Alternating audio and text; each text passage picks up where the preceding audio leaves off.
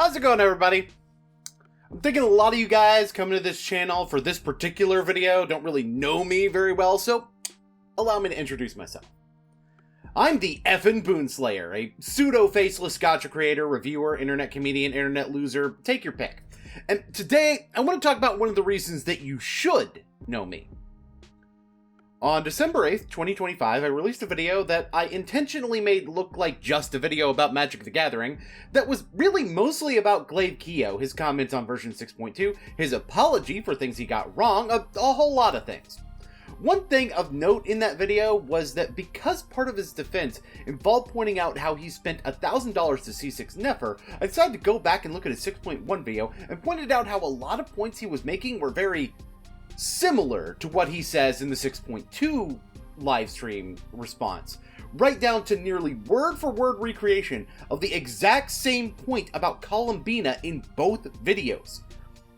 Which leads me to the thing that actually fueled this follow-up in the first place.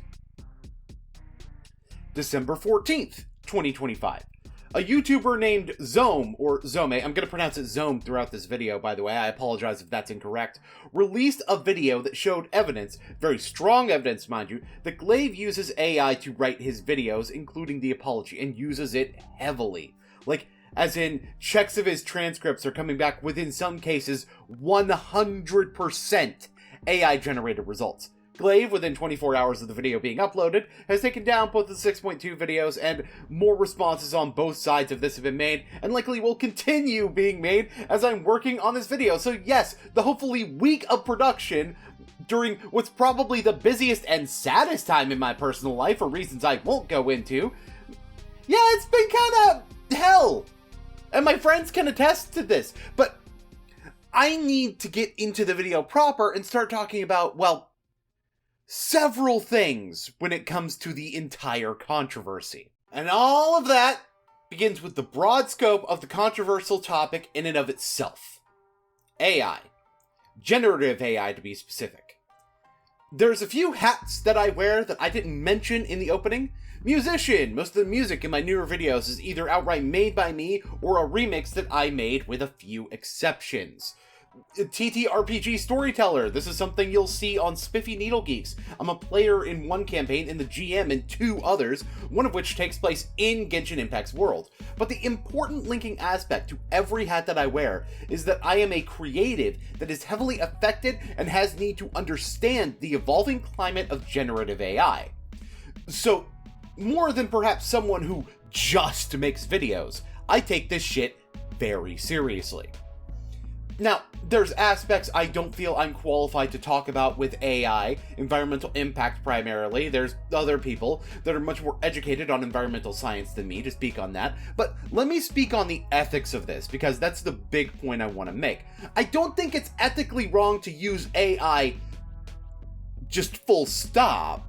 I think there are a lot of factors that go into the ethics of using AI, like the sourcing of your data used for training model, which is probably the first one people think of when talking about ethics with AI. But that's not even what we're talking about in this discussion, since that's on the end of the language model.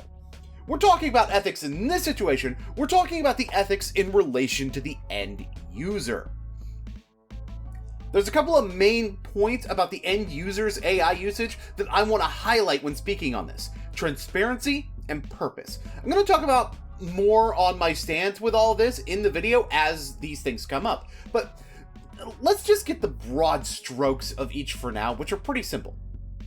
If you're using AI ethically, then you should both be willing to admit you're using it and be able to properly explain what parts of it you're using it for so that people can make an informed decision on how they feel about what you're doing. And AI, especially for a commercial product, should never be the last step, or even the majority of the artistic work. If it's just for private use, to me there's a little bit more wiggle room there, but absolutely not if you're presenting it to the public. So that's the key thing. You should be willing to admit it, and your input should be a big part of it. I could go into more detail on my feelings on AI, but I think one phrase that sums up my overall perspective best that I've heard others use: a lot of the problem with generative AI in creative spaces isn't so much that it exists at all, but rather that the creative minds aren't really getting a say in what it's being used for.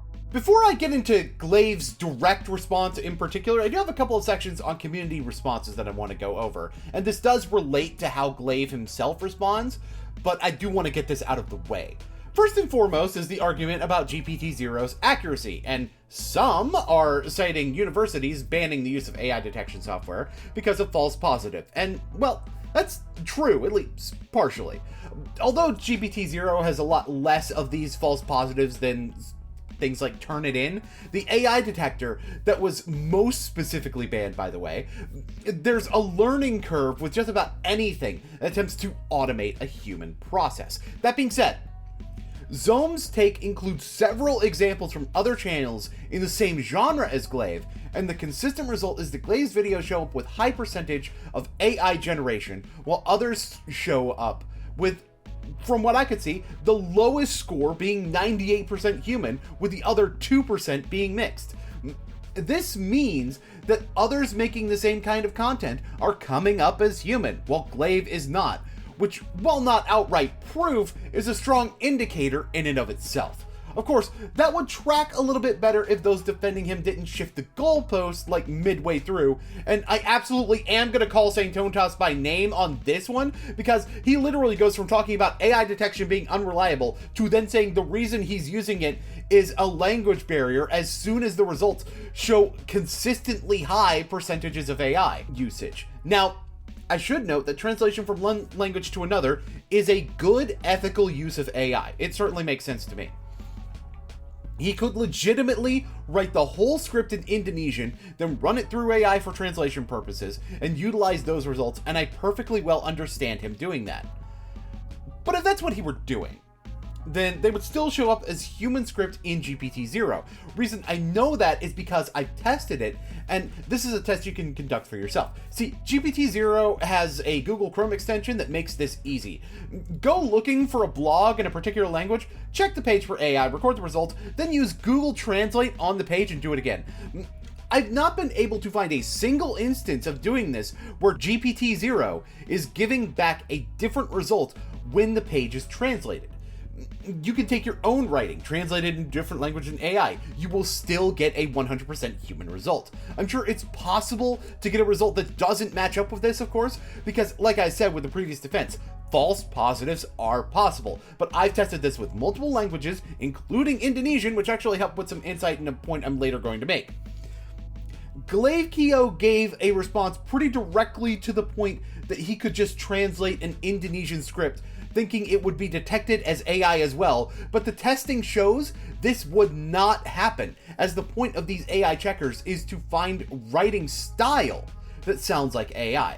This goes back to the banned in universities problems because, well, academic writing is precisely the type of writing that AI is emulating. So AI detection software would have a harder time parsing really good academic writing from something written by AI. So it's not an appropriate tool for that setting, and definitely shouldn't be the end point for a decision on if something was written by AI, which actually goes back to my ethics point about purpose earlier in the video. Speaking of ethics and morality, let's talk about something that I honestly think shouldn't be part of this discussion as heavily as it is.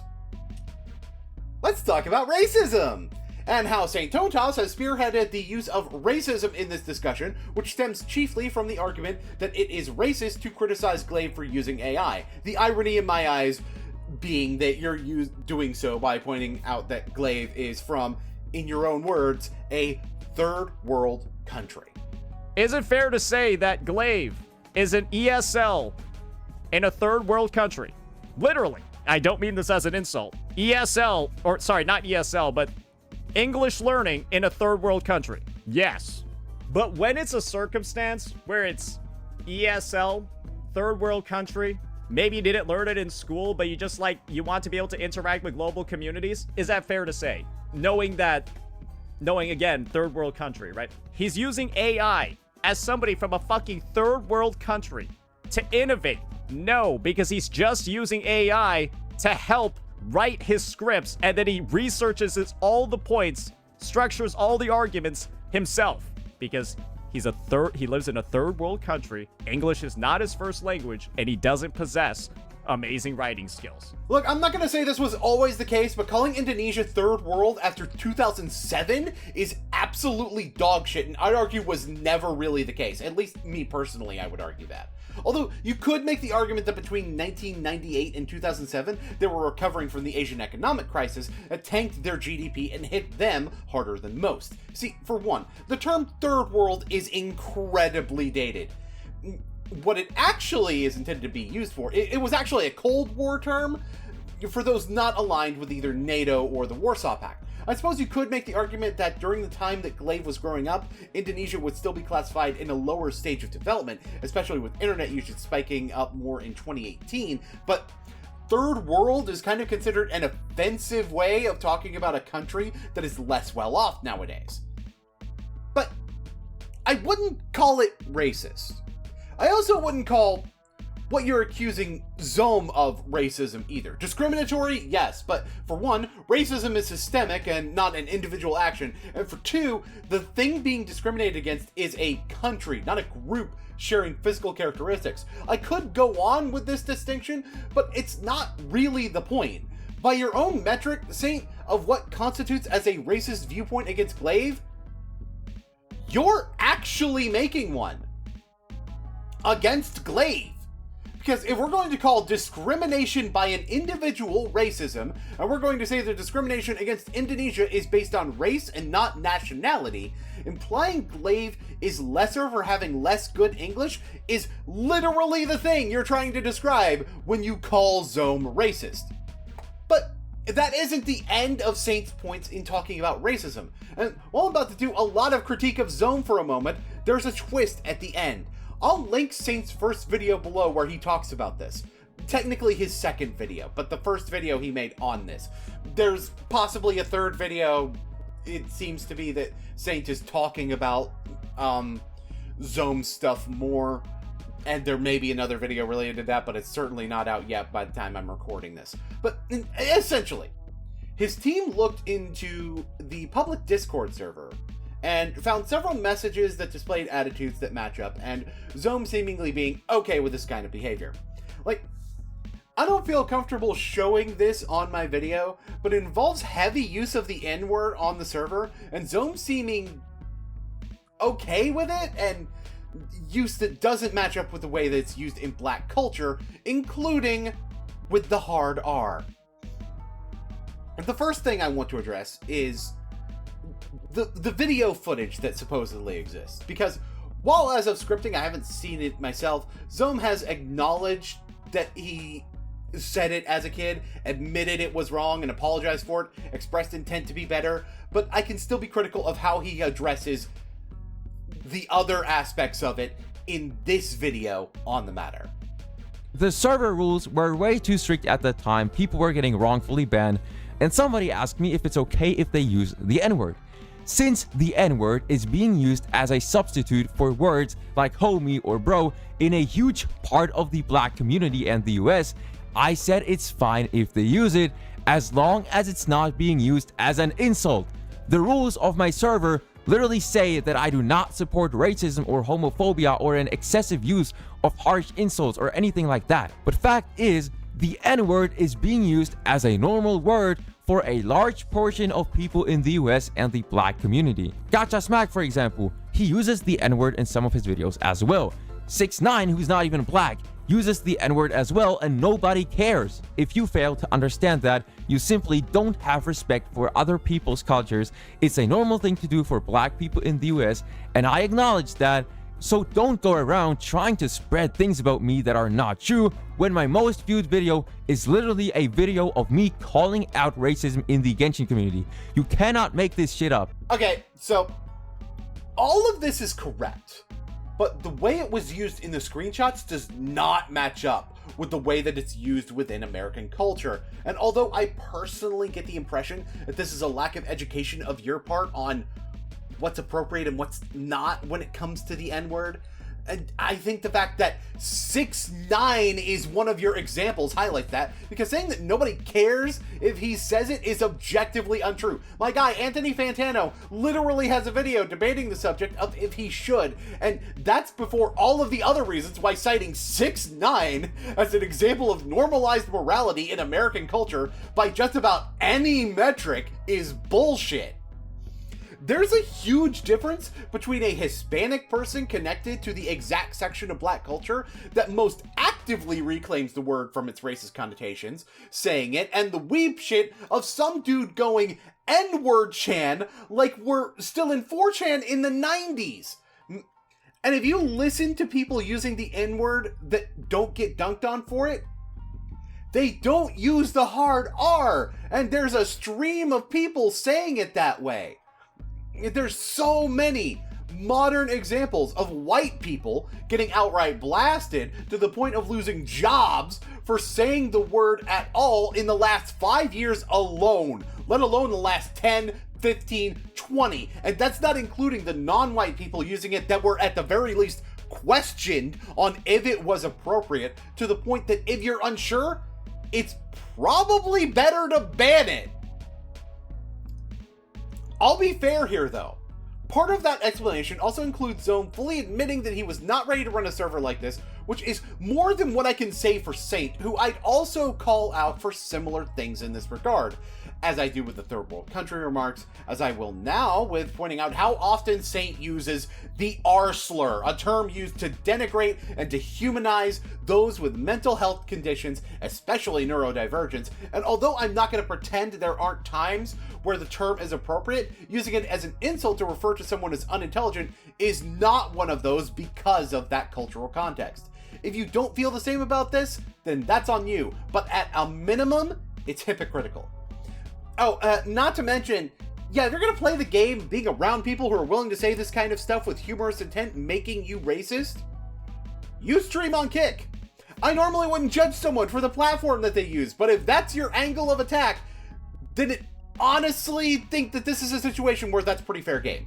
Also, small note, why do your screenshots from Discord not have timestamps? If not for Zome admitting to all this, I would call your screenshot suspect because of the fact that literally 0 of them show when these messages were sent. I think my biggest criticism with what Saint's doing is that none of this has anything to do with Glaive's AI usage. This is a classic argumentation tactic of changing the matter at issue in order to distract from the actual thing that's at issue. It's going after Zome's character to discredit him wholesale without really addressing the AI usage itself. And the ways that you did address it were discussed elsewhere in the video from this. Like, even if we want to presume he is discriminatory towards black people, how does that correlate to Indonesian discrimination at all? How does that correlate to discrimination based on English as a second language? Even if we take anything else you say at face value, it has nothing to do with the topic we're actually discussing, even when you tie the topic to discrimination. There are people out there that use tactics like this, where they force the person they're arguing against to have to dance on eggshells around a sensitive topic that really has nothing to do with what they're talking about. This is basically Godwin's Law, but with the N-word instead of Hitler. There's a few other things I can agree with Saint on in this whole thing though. Zome's video was a bit overly dramatic. Calling it lazy, trash, and slop is an oversimplification of Glaive's AI usage. And here's the truth of the matter, it's not really what Saint described either. So I have a few things to point out in the context of Glaive's AI scripting, not as a means to shut him down for having English as a second language or anything like that, but rather to show, well, why the way he's using it now is a problem in the way that I don't feel that Zome explained. So, first of all, just want to get this out of the way. There are cultural reasons why Glaive may not be as critical of the consequences of misuse of AI, or even think fully generating your script through AI is fine, and that does have to do with where he's from. You guys remember the part of the research where I said that I looked at blogs of various languages and compared the automatically translated version to the original for AI detection? The reason I didn't just say that all of them came up human is primarily because of the Indonesian results, which pretty consistently had results in the 70 to 100% range, same range as Glaive has. Now, there could be a few reasons for this. It could be that the AI detection is giving more false positives in Indonesian than with other languages. Indonesian writing styles may very well trigger the AI more. The second reason actually ties into this and could explain part of why this is the case.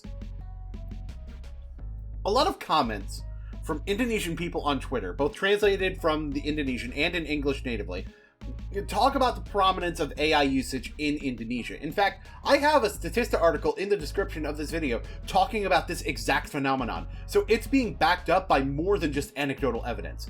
This actually provides two things. For one, it explains a cultural reason why Glaive would feel more comfortable just generating a script wholesale than most. The practice is much more normalized where he's from. The second thing it does is provide a reasoning behind why AI detection software could be getting more positives from an Indonesian writing style. More of the training data might come from things written by that culture, so more of the hallmarks of that writing style may be present in what AI outputs. Now, there's evidence later in the video that indicates that this isn't what's happening, but I think it's worth noting that that is part of the reason that maybe writing in Indonesian and then translating it using AI may not help. So that's why I start this section to point out some things. Glaive using AI in and of itself is not the problem here. He's doing his own research, he's only generating the script, and there are reasons this is fine, and even if it's not where I stand morally on AI usage, I can respect the reasons why it's there, where he stands morally. This doesn't mean I can't criticize, and I do think that he should be more open about that being what he's doing. I do have a few criticisms of some aspects of the results that I think Glaive should be aware of. So, to really highlight some of the problems, I want to go back into the video Glaivekiyo made on 6.2 and the specific bit of misinformation that got him into the most hot water. X.2 patches are filler.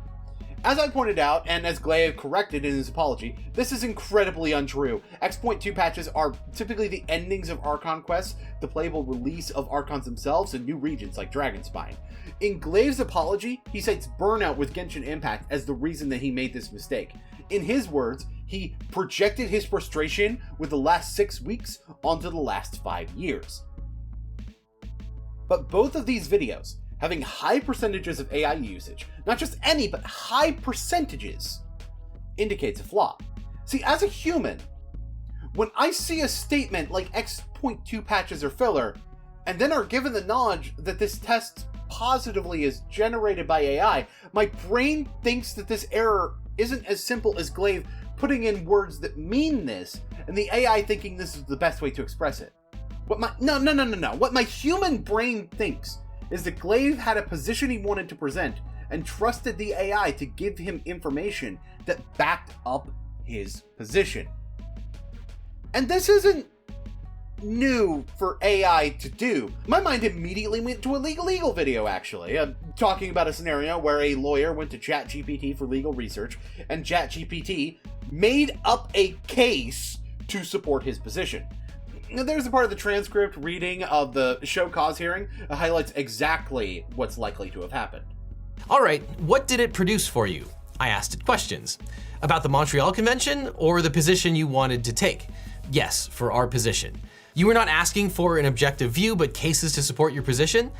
I asked it for its analysis. So given that context, doesn't it make more sense that Glaive may have put his position in the notes that he fed into ChatGPT, and when asked to create a script in support of this position, ChatGPT made up facts in order to support that position?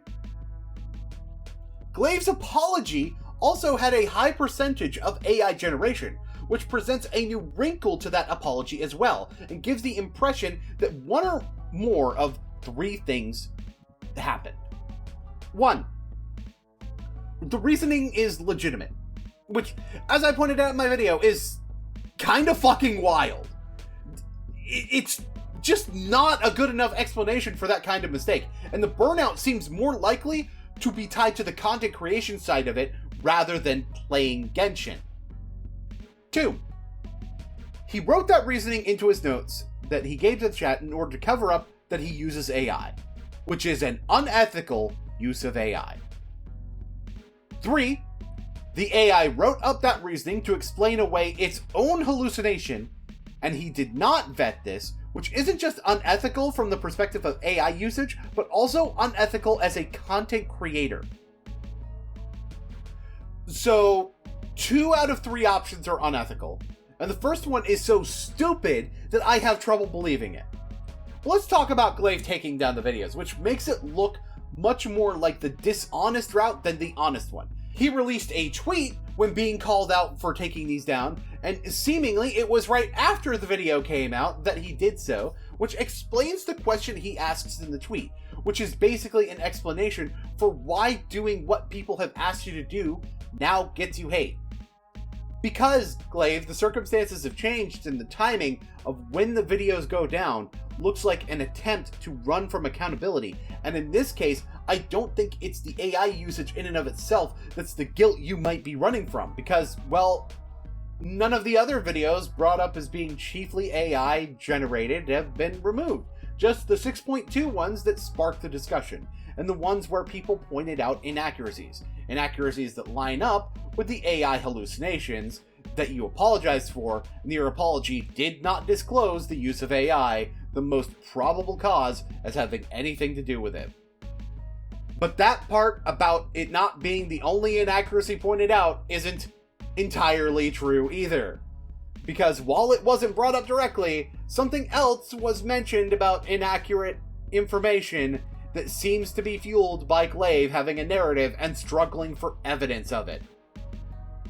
But it wasn't brought out by Zome. It was brought up by Saintontas. Especially because later on in that video, even he starts to realize that the things he says don't make any sense at all. I think he just really wanted to push this narrative that Kuro's always subverting expectations when it comes to attributes, and so he just made up the most bullshit. Like, I can like sort of tell he doesn't even believe what he's saying right now. See, this is exactly what the lawyers did. They had a position and asked ChatGPT for analysis that supported their position, which is where AI starts to hallucinate because it wants to help you. Granted, we don't know exactly what Glaive's prompt was, but if your initial reaction is that he is supporting a position with something that is factually wrong, doesn't that strike you as a sign that the AI-generated script has created hallucinatory information? It was just more prevalent in the 6.2 video, and the more likely solution here, with how egregious it was in comparison to normal, is that the burnout he described was a factor in how much he checked what he had been given back for inaccuracy.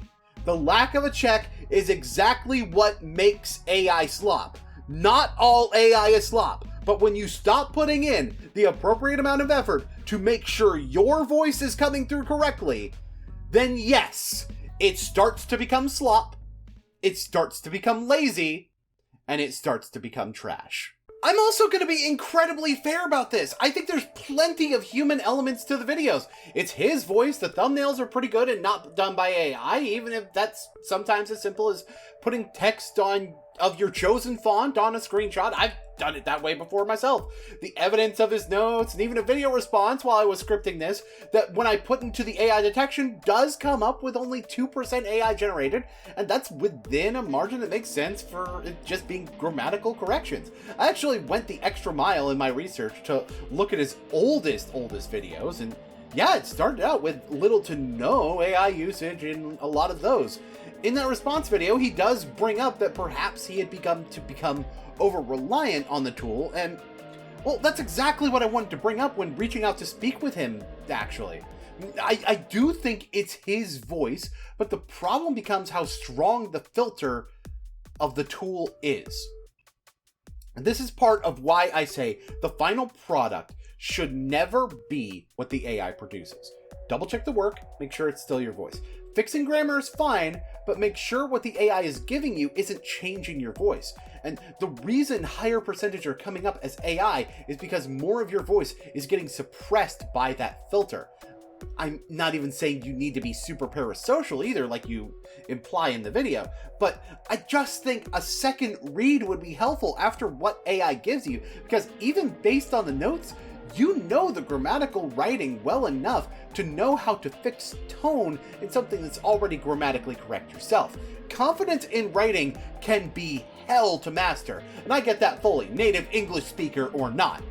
There's a video I watched one of my favorite channels, Super Eye Patch Wolf, going over his creative process, where he talks about how you feel during the process of making a video, where you start out feeling good, then bad, and at some point end up subterranean and just never see your own progress from work to work because you only see the lows. But in reality, you're learning every single time and making things better, and that is exactly what you're probably going through, but on an accelerated scale because of how rapid your production cycle is. And chiefly with the writing, since you have editors and artists. But your artists are probably going through that cycle themselves. Your editors are probably going through that.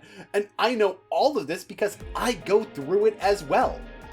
The lack of confidence, it's the most normal thing in the world. And it's a sign that you can. My critiques, even in the previous video that I made, were never intended to tell you to stop. It was meant to show you the error so that you could fix it in the future.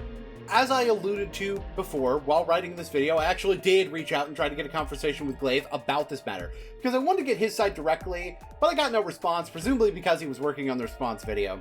Well, either that or he doesn't fucking know who I am, which, fair. Look, several of these gotcha situations are far more nuanced than what a live breakdown that most people are willing to give can convey, and, well, I don't know. Maybe if even a few people are able to hear this and decide to adjust tone on the situation, to speak the longer truth instead of the quick, snappy half-truth, we'd be better off. Seriously, do you know how easy it would have been to just dunk on Glaive during all this? The very first joke I wrote, seconds into knowing about this, was that he should have C6'd Netha instead of Nefer. Nobody's made it, and now I don't get to either. This shit sucks. But I'm not going to do that, because it's much better to give the long answer for why this is bad, but in a way that pretty much everyone has failed to mention. Really wanted to make that an Nefa joke, though. I have more. No, seriously. I got a ton of AI jokes just waiting. For example,